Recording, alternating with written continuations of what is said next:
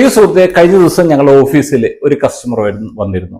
അദ്ദേഹം സൗദി അറേബ്യയിൽ നിന്നാണ് വന്നത്. അദ്ദേഹത്തിന് ഏകദേശം ഒരു 30 വർഷത്തെ എക്സ്പീരിയൻസ് ഉണ്ട്. അദ്ദേഹം പറഞ്ഞൊരു കാര്യം എന്താണെന്ന് വെച്ച് കഴിഞ്ഞാൽ, സാർ ഞാൻ ഏകദേശം ഒരു 10-30 വർഷം മുമ്പ് ഞാൻ സൗദി പോകുന്ന സമയത്ത് എൻ്റെ ഒരു സാലറി 20,000 രൂപയാണ്. ഇന്നിപ്പോ എന്റെ സാലറി എന്ന് പറഞ്ഞാൽ ഏകദേശം ഒരു 4 ലക്ഷത്തിലധികം രൂപയാണ്. എന്നാൽ ഇത്തരം വർഷം കൊണ്ട് ഞാൻ എന്ത് നേടി എന്ന് ചോദിച്ചു കഴിഞ്ഞാൽ, കുറെ കാര്യങ്ങളെല്ലാം ഞാൻ ചെയ്തു. ഞാൻ വീട് വെച്ചു, 1-2 പ്രോപ്പർട്ടി ഞാൻ വാങ്ങിയിട്ടിട്ടുണ്ട്. എന്റെ കുട്ടികളുടെ എഡ്യൂക്കേഷൻ ഭംഗിയായിട്ട് നടത്തി, അവരെ കല്യാണം കഴിപ്പിച്ചു വിട്ടു. പിന്നെ അതോടൊപ്പം തന്നെ അത്യാവശ്യം എല്ലാ കാര്യങ്ങളും ഞാൻ ഭംഗിയായിട്ട് ചെയ്തിട്ടുണ്ട്. എന്റെ റിട്ടയർമെന്റ്, അതായത് 1-2 വർഷത്തിനുള്ളിൽ എനിക്ക് എക്സിറ്റ് ചെയ്ത് അവിടുന്ന് ഗൾഫിൽ നിന്ന് നാട്ടിൽ വന്ന് സെറ്റിൽഡ് ആണ്. പക്ഷെ ഞാൻ തിരിഞ്ഞു നോക്കുന്ന സമയത്ത് എന്റെ കയ്യിൽ റിട്ടയർമെന്റ് കോർപ്പസ് ഒന്നുമില്ല. ഇത് എങ്ങോട്ടാണ് പോയത് എന്നതിനെ കുറിച്ച് ഒരു ഐഡിയ ഇല്ല. ഞാൻ അദ്ദേഹത്തോട് ഞാൻ സംസാരിച്ച സമയത്ത് ഈ പൈസ എങ്ങോട്ടാണ് പോയത് എന്നതിനെ കുറിച്ച് എനിക്ക് ഒരു ഐഡിയ കിട്ടി. അദ്ദേഹത്തിന്റെ ലൈഫിൽ നോക്കിക്കഴിഞ്ഞാൽ ഏകദേശം ഒരു 4 ലീക്കേജസ് കണ്ടെത്താൻ സാധിച്ചു. ആ ലീക്കേജസിനെ കുറിച്ചാണ് ഇന്നത്തെ ദിവസം ഞാൻ നിങ്ങളായിട്ട് ഷെയർ ചെയ്യുന്നത്. ഒരു പക്ഷേ ഈ ലീക്കേജസ് നിങ്ങളെയും നിങ്ങളുടെ ജീവിതത്തെ സംബന്ധിച്ച് നോക്കുന്ന സമയത്ത് റെലവന്റ് ആയിരിക്കും. അതുകൊണ്ട് തന്നെ ഈ ലീക്കേജസ് ഏതാണെന്ന് മനസ്സിലാക്കിയിട്ട് അത് അടച്ചില്ലെങ്കിൽ, അല്ലെങ്കിൽ അതിലേക്ക് പുറത്തേക്ക് പോകുന്ന ഫ്ലോ കുറച്ചില്ലെങ്കിൽ താങ്കളുടെ അവസ്ഥയും ഇത് തന്നെയായിരിക്കും. അതുകൊണ്ട് തന്നെ ഈ വീഡിയോ പൂർണ്ണമായിട്ട് കാണുക. ഉപകാരപ്രദമാണെങ്കിൽ താങ്കളെ എല്ലാ സുഹൃത്തുക്കളും ഷെയർ ചെയ്യുക. Once again, welcome back to the Tomich Tips, powered by Dice Invest. My name is Primson Dice, retirement specialist ആണ്.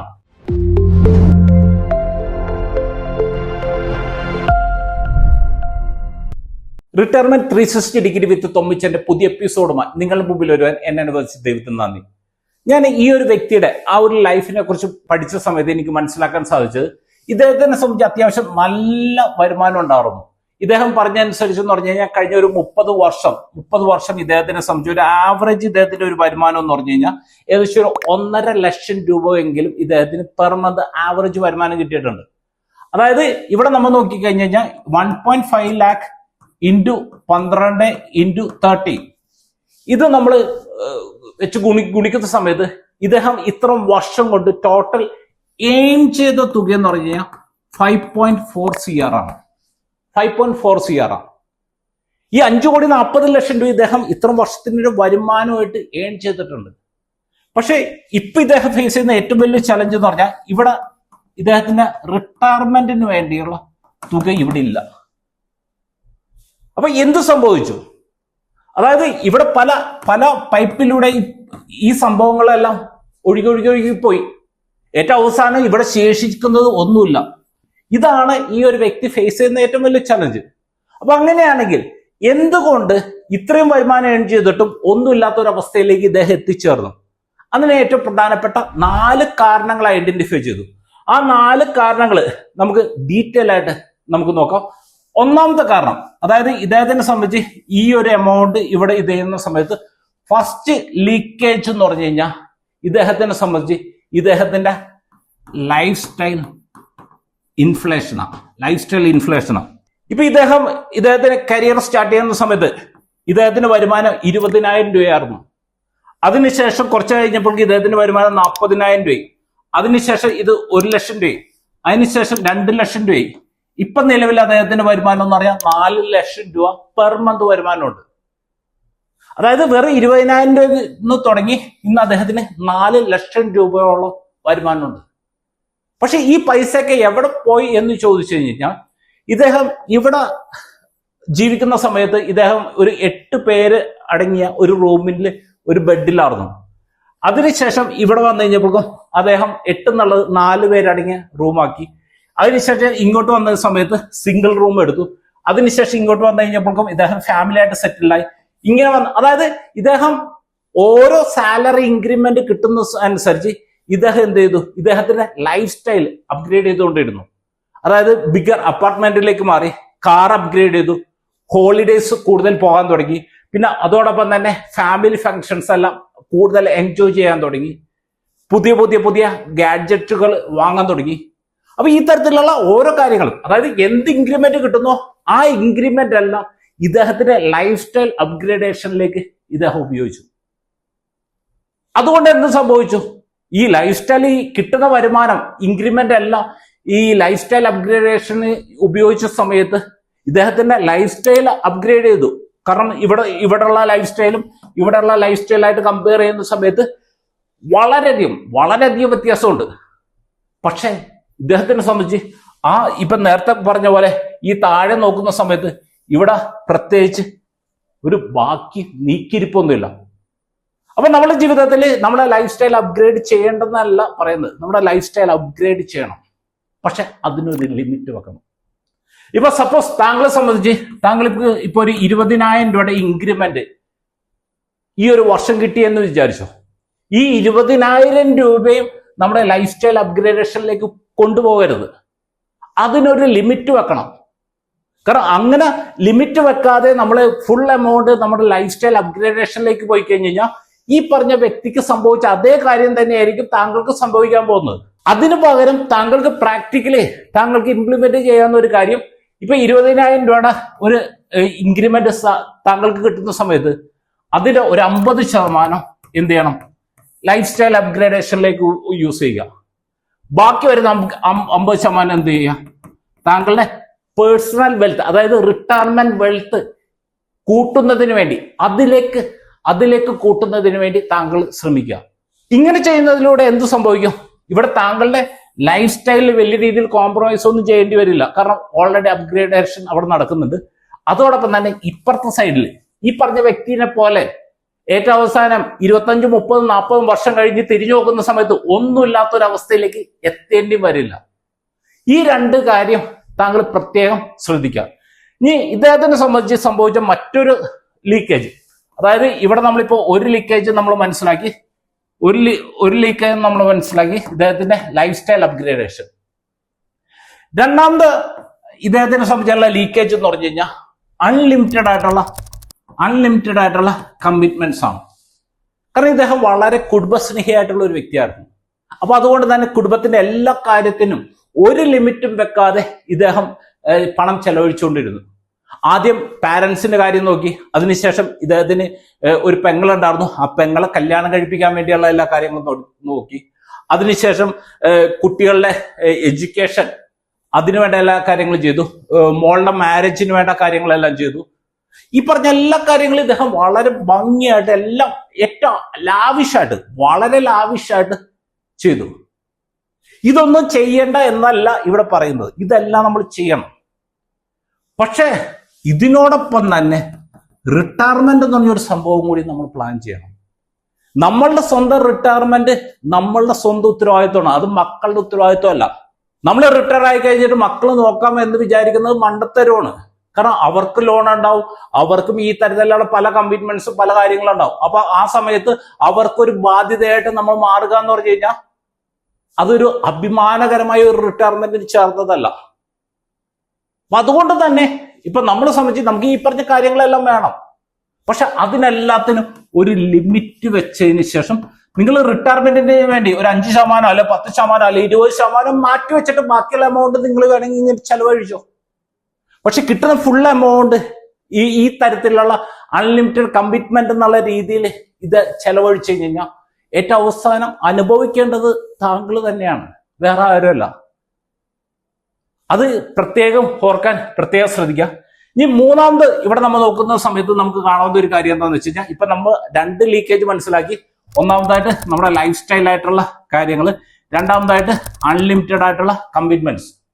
ഇദ്ദേഹത്തിനെ സംബന്ധിച്ച് ഇദ്ദേഹത്തിന് ഇപ്പൊ വീടുണ്ട്, അതുകൂടാതെ 1-2 പ്രോപ്പർട്ടി കൂടിയുണ്ട്.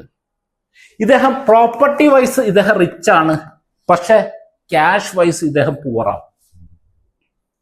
അതായത് ഇദ്ദേഹത്തിനെ സംബന്ധിച്ച് ഇവിടെ നോക്കിക്കഴിഞ്ഞാൽ നമുക്ക് കാണാൻ സാധിക്കും, ഇദ്ദേഹത്തിന് സ്വന്തം വീടുണ്ട്, ഇവിടെ 2 ചെറിയ പ്ലോട്ട് ഉണ്ട്. ഇതിന് ഏകദേശം ഒരു 1.5 കോടി രൂപയുടെ വാല്യുവേഷൻ ഉണ്ട്. ഇത് രണ്ടും കൂടി ഏകദേശം ഒരു 1.5 CR വാല്യുവേഷൻ ഉണ്ട്. അപ്പൊ ടോട്ടൽ നെറ്റ് വർത്ത് നോക്കി കഴിഞ്ഞാൽ 3 കോടി രൂപയുടെ നെറ്റ് വർത്ത് ഇദ്ദേഹം ക്രിയേറ്റ് ചെയ്തിട്ടുണ്ട്. പക്ഷേ ഈ നെറ്റ് വർത്ത് വെച്ചിട്ട് ഈ വീട് വെച്ചിട്ട് ഇദ്ദേഹത്തിന് ഗ്രോസറി ബില്ല് അടക്കാൻ പറ്റും. എന്തെങ്കിലും ഒരു മെഡിക്കൽ എമർജൻസി വന്ന് അപ്പൊ ഇതിന്റെ ഒരു ചെറിയൊരു പീസ് കൊണ്ടുപോയി കൊടുത്തിട്ട് മെഡിക്കൽ ബില്ല് അടക്കാൻ പറ്റും? പറ്റില്ല. ഇദ്ദേഹത്തിനെ സംബന്ധിച്ച് പ്രോപ്പർട്ടി വൈസ് റിച്ച് ആണ് കമ്പാരിറ്റീവ്ലി. അത്രയ്ക്ക് വലിയ റിച്ച് എന്നല്ല, കമ്പാരിറ്റീവ്ലി റിച്ച് ആണ്. പക്ഷെ ഇദ്ദേഹത്തിനെ സംബന്ധിച്ച് ലിക്വിഡ് ക്യാഷ് ഇല്ല. ക്യാഷ് ഫ്ലോ ഇല്ല, മന്ത്ലി ഇൻകം ഇല്ല. കാരണം ഇപ്പൊ നിലവിൽ അദ്ദേഹത്തിന്റെ ഏജ് എന്ന് പറഞ്ഞു കഴിഞ്ഞാൽ 58 വയസ്സാണ്. 60ാമത്തെ വയസ്സിൽ ഗൾഫിൽ നിന്ന് എക്സിറ്റ് ചെയ്യാൻ വേണ്ടി പ്ലാൻ ചെയ്തിരിക്കുന്നതാണ്. പക്ഷെ ഇപ്പോഴും അദ്ദേഹത്തിനെ സംബന്ധിച്ച് ഒരു ക്യാഷ് ഫ്ലോ ഇല്ല, മന്ത്ലി ക്യാഷ് ഫ്ലോ ഇല്ല. അപ്പൊ നമ്മളെ സംബന്ധിച്ച് പ്രോപ്പർട്ടി വാങ്ങണ്ട എന്നല്ല ഇവിടെ പറയുന്നത്. പ്രോപ്പർട്ടിയോടൊപ്പം തന്നെ നമ്മുടെ ഫിനാൻഷ്യൽ അസറ്റുകൾ കൂടി നമ്മൾ ആഡ് ചെയ്യണം. നമുക്ക് മ്യൂച്വൽ ഫണ്ട്സ് നമ്മൾ ആഡ് ചെയ്യണം. ഇപ്പൊ ഡെറ്റ് ഇൻവെസ്റ്റ്മെന്റ് ഓപ്ഷൻസ് ആഡ് ചെയ്യണം, ബാങ്ക് എഫ് ഡി ആഡ് ചെയ്യണം, ഗോൾഡ് ആഡ് ചെയ്യണം, NPS നമുക്ക് ആഡ് ചെയ്യണം. ഈ തരത്തിലുള്ള ഡിഫറെന്റ് ആയിട്ടുള്ള സംഭവങ്ങളെല്ലാം നമ്മൾ ആഡ് ചെയ്തിട്ടുള്ള ഒരു പോർട്ട്ഫോളിയോ, അതായത് ലിക്വിഡിറ്റി ഉറപ്പുവരുത്തണം, അതോടൊപ്പം തന്നെ ഗ്രോത്ത് ഉറപ്പുവരുത്തണം. ഈ പറഞ്ഞ സംഭവങ്ങളെല്ലാം ചെയ്യുന്നതിൽ ഇദ്ദേഹത്തിന് വലിയൊരു വീഴ്ച വരുത്തി എന്നതാണ്. പിന്നെ മൂന്നാമതായിട്ട് ഇപ്പൊ അദ്ദേഹം പറഞ്ഞനുസരിച്ച് കഴിഞ്ഞ ഏകദേശം ഒരു 5 വർഷമായിട്ട് ഇദ്ദേഹം ഒരു SIP ചെയ്തുകൊണ്ടിരിക്കുന്നുണ്ട്. പക്ഷെ ഇദ്ദേഹത്തിന് പറ്റിയ മറ്റൊരു വലിയൊരു ലീക്കേജ് എന്ന് പറഞ്ഞു കഴിഞ്ഞാൽ, ഇവിടെ ഈ ഒരു ലീക്കേജിൽ ഇപ്പൊ നമ്മൾ 3 കാര്യങ്ങൾ മനസ്സിലാക്കി. എന്തൊക്കെയാണ്? ഒന്നാമതായിട്ട് ഇദ്ദേഹത്തിന്റെ ലൈഫ് സ്റ്റൈൽ റിലേറ്റഡ് ആയിട്ടുള്ള എക്സ്പെൻസ്, രണ്ടാമതായിട്ട് ഇദ്ദേഹത്തിനെ സംബന്ധിച്ച് അൺലിമിറ്റഡ് ആയിട്ടുള്ള കമ്മിറ്റ്മെന്റ്, പിന്നെ മൂന്നാമതായിട്ട് ഈ പ്രോപ്പർട്ടി റിച്ച് ആണ് പക്ഷെ ക്യാഷ് പൂർവ്വം. ഇനി നാലാമതായിട്ട് ഡിലേഡ് ഇൻവെസ്റ്റിംഗ്. കുറെ വർഷങ്ങൾക്ക് മുൻപ് തന്നെ ഇദ്ദേഹത്തിന് അറിയാമായിരുന്നു ഈ തരത്തിലുള്ള പല ഇൻവെസ്റ്റ്മെന്റ്, മ്യൂച്വൽ ഫണ്ട് അല്ലെങ്കിൽ SIP പോലെയുള്ള പല ഇൻവെസ്റ്റ്മെന്റ്സിനെ കുറിച്ചൊക്കെ അറിയാമായിരുന്നു. പക്ഷെ ആ സമയത്തെല്ലാം അദ്ദേഹം പറഞ്ഞുകൊണ്ടിരുന്ന ഒരു കാര്യം എന്താണെന്ന് വെച്ച് കഴിഞ്ഞാൽ, തുടക്കത്തിൽ അദ്ദേഹം പറഞ്ഞൊരു കാര്യം എന്താണെന്ന് വെച്ച് കഴിഞ്ഞാൽ, ഇപ്പൊ സാലറി കുറവല്ലേ, അതൊന്നും കുറച്ച് കൂടട്ടെ, അപ്പൊ അതിനുശേഷം ഞാൻ ഇൻവെസ്റ്റ് ചെയ്യാം. അങ്ങനെ സാലറി കൂടി, അതായത് 20,000 എന്നുള്ള 40,000 അപ്പൊ ആ സമയത്ത് അത് പറഞ്ഞ് എനിക്ക് കുറച്ച് കമ്മിറ്റ്മെന്റ് അതൊക്കെ ഒന്ന് തീരട്ടെ. ആ കമ്മിറ്റ്മെന്റ് തീർന്ന് ഇദ്ദേഹത്തിന്റെ സാലറി 40,000 40,000 1 ലക്ഷം രൂപ. അപ്പൊ ആ സമയത്ത് പറഞ്ഞ് ഇനി എനിക്ക് ഏറ്റവും അത്യാവശ്യമായിട്ട് വേണ്ടത് വീടാണ്, അത് ഞാൻ വീട് പണിയട്ടെ. അങ്ങനെ ഇദ്ദേഹം വീട് പണിതു. ആ വീട് പണിയാൻ വേണ്ടി ഒരു ലോണൊക്കെ എടുത്തു. അപ്പൊ വീട് പണി കഴിഞ്ഞപ്പോഴേക്ക് ഇദ്ദേഹം പറയാൻ തുടങ്ങി, ഈ ലോണൊന്ന് തീരട്ടെ, ലോൺ തീർന്നു കഴിഞ്ഞിട്ട് മൊത്തം എമൗണ്ട് എനിക്ക് ഇൻവെസ്റ്റ് ചെയ്യാം. അങ്ങനെ അദ്ദേഹം ലോൺ തീർത്തു കഴിഞ്ഞപ്പോഴേക്ക് ഇദ്ദേഹം പറഞ്ഞു, കുട്ടികളുടെ ഒന്ന് എഡ്യൂക്കേഷൻ ഒന്ന് സെറ്റാകട്ടെ, അതിന് ശേഷം ഞാൻ ചെയ്യാം. അത് സെറ്റായി. അതിനുശേഷം പറഞ്ഞു മോളുടെ മാരേജ് കഴിയട്ടെ. ഇങ്ങനെ എല്ലാം കഴിഞ്ഞ് ഏകദേശം 25 വർഷം കഴിഞ്ഞപ്പോഴാണ് ഇദ്ദേഹം റിട്ടയർമെന്റിന് വേണ്ടിയുള്ള ഇൻവെസ്റ്റ്മെന്റ് സ്റ്റാർട്ട് ചെയ്തത്. ഇതുകൊണ്ട് ആക്ച്വലി എന്താണ് സംഭവിക്കുന്നത് എന്നതിനെ കുറിച്ച് നമുക്ക് ജസ്റ്റ് ഒരു ചെറിയൊരു കണക്ക് ഞാൻ കാണിച്ചു തരാം. അതായത് ഇപ്പൊ ഒരു വ്യക്തി ഇപ്പൊ ഒരു 25,000 റുപ്പീസ് വെച്ച് SIP ചെയ്യുന്നു, ആവറേജ് 12% റിട്ടേൺ. അങ്ങനെയാണെങ്കിൽ ഈ ഒരു വ്യക്തിയുടെ ലൈഫിൽ ഡിഫറെന്റ് ഈ പറഞ്ഞ 30 വർഷം ഉണ്ടല്ലോ, 30 വർഷത്തെ കാലയളവിൽ എന്ത് വ്യത്യാസമാണ് വരുന്നത് എന്ന് നമുക്ക് നോക്കാം. ഇദ്ദേഹം ഒരു 10 ഇയർ ആണ് ഈ ഇൻവെസ്റ്റ്മെന്റ് കണ്ടിന്യൂ ചെയ്യണമെന്നുണ്ടെങ്കിൽ 25,000 രൂപ വെച്ച് നമ്മൾ നോക്കിക്കഴിഞ്ഞാൽ 120 മാസം കൊണ്ട് ഏകദേശം 30 ലക്ഷം രൂപയായിരിക്കും ഇൻവെസ്റ്റ് ചെയ്യുന്നത്. ഇത് ഏകദേശം ഒരു 58 ലക്ഷം രൂപയായിട്ട് മാറിയിട്ടുണ്ട്. അതേസമയം ഇദ്ദേഹം ഒരു 20 വർഷം മുമ്പ് ഇദ്ദേഹം ഇൻവെസ്റ്റ്മെന്റ് സ്റ്റാർട്ട് ചെയ്തിരുന്നെങ്കിൽ 20 വർഷം കൊണ്ട് ഇദ്ദേഹം ടോട്ടൽ അടക്കുന്ന എമൗണ്ട് എന്ന് പറഞ്ഞു കഴിഞ്ഞാൽ ഏകദേശം 60 ലക്ഷം രൂപയാണ് 20 വർഷം കൊണ്ട്. ആ 60 ലക്ഷം രൂപ ഏകദേശം ഒരു 2.5 CR ആയിട്ട് മാറിയിട്ടുണ്ടാവും. ഇനി ഇദ്ദേഹത്തിനെ സംബന്ധിച്ച് 30 വർഷം ഈ സെയിം ഇൻവെസ്റ്റ്മെന്റ് കണ്ടിന്യൂ ചെയ്യാൻ സാധിച്ചു എന്ന് വിചാരിച്ചു. അങ്ങനെയാണെങ്കിൽ ഇദ്ദേഹം ടോട്ടൽ ഇൻവെസ്റ്റ് ചെയ്യുന്ന എമൗണ്ട് 90 ലക്ഷം രൂപയാണ്. അതിന്റെ ഇപ്പോഴത്തെ ഒരു വാല്യുവേഷൻ നമ്മൾ നോക്കിക്കഴിഞ്ഞാൽ 8.75 CR, അതായത് ഇവിടെ 12% റിട്ടേൺ ആ 8,75 ലക്ഷം രൂപ ആയിട്ടുണ്ടാവും. ഇദ്ദേഹം ഓരോ കാര്യം പറഞ്ഞ് ഇദ്ദേഹത്തിന്റെ ഇൻവെസ്റ്റ്മെന്റ് പോസ്റ്റ്പോണ്ട് ചെയ്തു പോയതിലൂടെ ഇദ്ദേഹത്തിന് വന്ന ആ ഡിലേഡ് ഇൻവെസ്റ്റ്മെന്റിലൂടെ ഇദ്ദേഹത്തിന് വന്ന നഷ്ടം എന്ന് പറഞ്ഞു കഴിഞ്ഞാൽ വളരെ ഹ്യൂജ് ആണ്. അപ്പൊ ഇവിടെ നമ്മൾ മനസ്സിലാക്കിയ ഏറ്റവും പ്രധാനപ്പെട്ട ഒരു കാര്യം, ഈ ഒരു വ്യക്തിയെ സംബന്ധിച്ച് ഇദ്ദേഹത്തിന്റെ ഈ ഒരു ബക്കറ്റിലേക്ക് നോക്കിക്കഴിഞ്ഞു കഴിഞ്ഞാൽ ഈ ഒരു ബക്കറ്റിൽ ഏകദേശം ഒരു 5.4 CR ഇദ്ദേഹം ടോട്ടൽ സാലറി ആയിട്ട് കൊണ്ടുവന്നിട്ടു. പക്ഷെ ഇവിടെ ഒന്നുമില്ല, ഇവിടെ ബാക്കിൽ ഒന്നുമില്ല. കാരണം ഇതിൽ ഫസ്റ്റ് ഒന്ന് ഇദ്ദേഹത്തിന്റെ ലൈഫ് സ്റ്റൈൽ ഇൻഫ്ലേഷൻ ആയിട്ട് കുറെ പൈസ പോയി. രണ്ടാമതായിട്ട് ഇദ്ദേഹത്തിനെ സംബന്ധിച്ച് ഇദ്ദേഹത്തിന്റെ അൺലിമിറ്റഡ് ആയിട്ടുള്ള കമ്മിറ്റ്മെന്റ്സ്, അതിലൂടെ കുറെ പൈസ പോയി. മൂന്നാമതായിട്ട് ഇദ്ദേഹം 1-2 പ്രോപ്പർട്ടി വാങ്ങി വെച്ചു. ആ പ്രോപ്പർട്ടി വൈസ് ഇദ്ദേഹം റിച്ച് ആണ്. അന്ന് ആ പ്രോപ്പർട്ടി വാങ്ങിയിട്ടുണ്ട്. അതിന്റെ ഒരു വാല്യുവേഷൻ ഏകദേശം ഒരു 1.5 കോടി. ആ പ്രോപ്പർട്ടിക്ക് മാത്രം ഏകദേശം ഒരു 1.5 കോടി വാല്യുവേഷൻ ഉണ്ട്. അപ്പൊ അത് വെച്ച് അദ്ദേഹം റിച്ച് ആണ്. പക്ഷെ അവിടുത്തെ ഏറ്റവും വലിയ പ്രശ്നം ലിക്വിഡിറ്റി ഇല്ല. അതാണ് ഏറ്റവും വലിയൊരു പ്രശ്നം വരുന്നത്. ഇനി അടുത്തതായിട്ട് നമ്മൾ നോക്കിക്കഴിഞ്ഞാൽ ഡിലേഡ് ഇൻവെസ്റ്റ്മെന്റ്. അതായത് ഈ പ്രശ്നം കഴിയട്ടെ, ഈ മറ്റേ പ്രശ്നം കഴിയട്ടെ, അതിന്റെ അപ്പുറത്തെ പ്രശ്നം കഴിയട്ടെ, ഇങ്ങനെ പറഞ്ഞ് ഇദ്ദേഹം ഇൻവെസ്റ്റ്മെന്റ് എല്ലാം പോസ്റ്റ്പോൺ ചെയ്തുകൊണ്ടിരുന്നു. അപ്പൊ നമ്മളെ സംബന്ധിച്ച് നമ്മൾ എപ്പോഴും മനസ്സിലാക്കേണ്ട ഏറ്റവും പ്രധാനപ്പെട്ട ഒരു കാര്യം, ഈ തരത്തിൽ ഈ ഒരു വ്യക്തിയെ പോലെയാണ് നമ്മൾ ജീവിക്കുന്നതെങ്കിൽ അടുത്ത 10, 15, 20, 30 വർഷം കഴിയുമ്പോൾ നിങ്ങളുടെ അവസ്ഥയും ഇതേ അവസ്ഥ തന്നെയായിരിക്കും. ഇതിൽ നിന്ന് വ്യത്യസ്തമായിട്ട് എന്തെങ്കിലും ചെയ്യണമെന്നുണ്ടെങ്കിൽ, ഇപ്പൊ ഞാൻ നേരത്തെ പറഞ്ഞ കാര്യമുണ്ട്, ലൈഫ് സ്റ്റൈലിൽ നിങ്ങൾ വരുമാനം കൂടുന്ന സമയത്ത് 50% നിങ്ങളുടെ ലൈഫ് സ്റ്റൈലിലേക്ക് മാറ്റിക്കോ. 50% നിങ്ങൾ നിങ്ങളുടെ മറ്റേ കാര്യങ്ങൾക്ക് വേണ്ടി ഉപയോഗിക്കുക എന്നതാണ്. പിന്നെ അതോടൊപ്പം തന്നെ കമ്മിറ്റ്മെന്റ്സിനെല്ലാം നമ്മൾ ഒരു ലിമിറ്റ് വെക്കുക എന്നതാണ്. നമ്മൾ പ്രോപ്പർട്ടി മാത്രം വാങ്ങിക്കൂട്ടുന്നതിനോടൊപ്പം തന്നെ പ്രോപ്പർട്ടി വാങ്ങിക്കോ, അതോടൊപ്പം തന്നെ നമ്മളെ സംബന്ധിച്ച് നമുക്ക് ഒരു ഫിനാൻഷ്യൽ അസറ്റും കൂടി ബിൽഡ് ചെയ്യുക എന്നതാണ്. പിന്നെ എത്രയും പെട്ടെന്ന് ഇൻവെസ്റ്റ്മെന്റ് തുടങ്ങുക എന്നതാണ്. ഇത്രയും കാര്യങ്ങൾ, ഈ 4 കാര്യങ്ങൾ നമുക്ക് ശ്രദ്ധിക്കാൻ സാധിച്ചാൽ തന്നെ നമുക്ക് അത്യാവശ്യം ഇവിടുത്തെ നമ്മളെ ഈ ഒരു കോർപ്പസിന്റെ വലിപ്പം നമുക്ക് വളരെയധികം നമുക്ക് കൂട്ടാൻ സാധിക്കും. ഈ വീഡിയോ താങ്കൾക്ക് ഉപകാരപ്രദമായെങ്കിൽ താങ്കളെ എല്ലാ സുഹൃത്തുക്കൾക്കും ഷെയർ ചെയ്യുക. അതോടൊപ്പം താങ്കൾക്ക് ഞങ്ങളുടെ നിക്ഷേപ സംബന്ധമായ സേവനങ്ങളെ കുറിച്ച് കൂടുതൽ അറിയണമെങ്കിൽ ഈ സ്ക്രീനിൽ കാണിച്ചിരിക്കുന്ന ഈ നമ്പറിൽ താങ്കൾക്ക് വാട്സാപ്പ് വഴിയോ കോൾ ചെയ്തോ കോൺടാക്ട് ചെയ്യാവുന്നതാണ്. അടുത്ത ആഴ്ച നമുക്ക് റിട്ടയർമെന്റ് ആയിട്ട് ബന്ധപ്പെടുത്തിയ, അതായത് ഗൾഫ് മലയാളികൾക്ക് വേണ്ടിയുള്ള റിട്ടയർമെന്റ് ആയിട്ട് ബന്ധപ്പെടുത്തിയ പുതിയ ഒരു വളരെ ഇൻട്രസ്റ്റിംഗ് ആയിട്ടുള്ള മറ്റൊരു വീഡിയോ ആയിട്ട് നമുക്ക് വീണ്ടും കാണാം. Okay, wish you all the best.